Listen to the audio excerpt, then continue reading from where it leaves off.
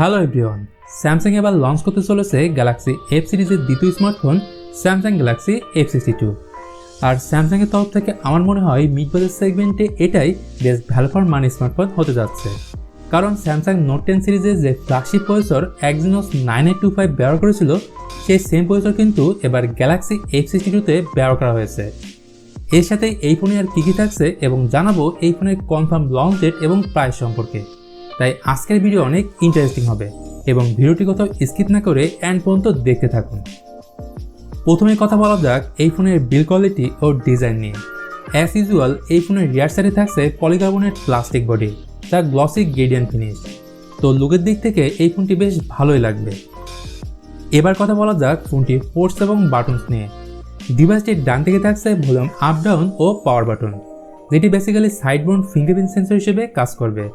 বাম দিকে থাকছে ট্রিপল কাট স্লট এবং নিচের দিকে থাকছে 3.5mm headphone jack, USB Type-C port, microphone ও স্পিকার গ্রিল। যাই হোক, এবার কথা বলা যাক এই ফোনের ডিসপ্লে নিয়ে। এতে থাকছে 6.7 ইঞ্চির full HD plus super AMOLED display. আর এই ডিসপ্লে সেন্টারে থাকছে পাঞ্চল ক্যামেরা কাটআউট। তবে এই ডিসপ্লেতে থাকছে না কোনো হায়ার রিফ্রেশ রেট। আর যত সম্ভব ডিসপ্লে পজিশন হিসেবে কর্নিং গোরিলা গ্লাস 3 দেওয়া হবে, বাট নট শিওর। ডিজাইন ও ডিসপ্লের পরে এবার কথা বলা যাক পারফরমেন্স নিয়ে। স্যামসাংয়ের এটাই মিড রেঞ্জে প্রথম স্মার্টফোন হতে যাচ্ছে যাতে ব্যবহার করা হয়েছে ফ্ল্যাগশিপ প্রসেসর Exynos 9825, যা 7 ন্যানোমিটার আর্কিটেকচারে বিল্ড করা অক্টোকর প্রসেসর এবং 4G সাপোর্টেড। আর এই সেম প্রসেসর কিন্তু গ্যালাক্সি নোট 10 সিরিজে ইউজ করা হয়েছিল। তাছাড়া অনেকের মনে প্রশ্ন আসতে পারে Exynos 9825 আসলে কেমন পারফর্ম করবে।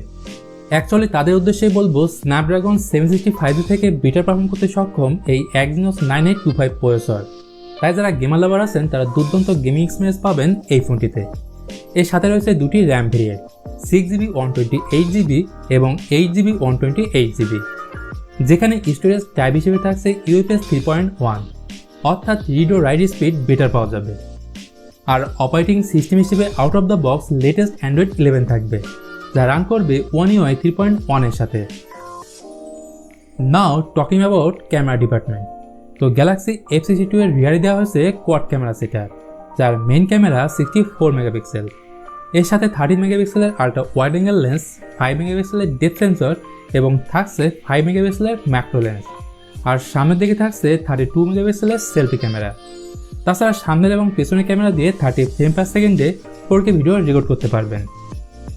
এবার কথা বলা যাক এই ফোনের ব্যাটারি নিয়ে। এতে রয়েছে 7000 mAh ম্যাসিভ ব্যাটারি এবং সাথে থাকছে 25 ওয়াটের সুপার ফাস্ট চার্জার। এখন কথা হলো এই ফোনটি কবে লঞ্চ হবে। তো ইন্ডিয়াতে 15 ফেব্রুয়ারি অফিসিয়ালি লঞ্চ হবে।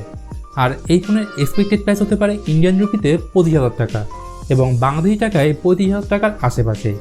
সুতরাং যারা এই বাজেটে অলরাউন্ডার ফোন চাচ্ছেন তারা ডেফিনেটলি এই ফোনটির জন্য ওয়েট করতে পারেন। তো মোটামুটি এই ছিল স্যামসাং গ্যালাক্সি F62 এর ব্যাপারে ফুল ডিটেলস।